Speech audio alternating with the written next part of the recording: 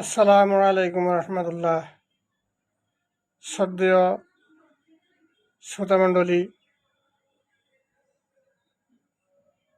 সূরা তাওবা 111।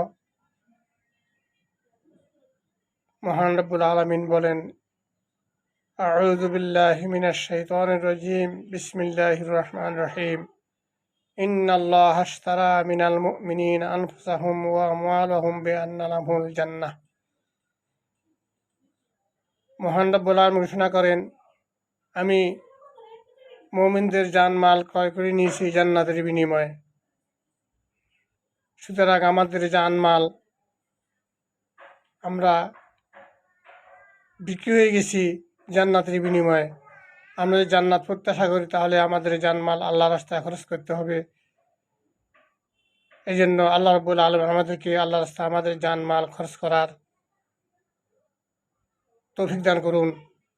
ধন্যবাদ।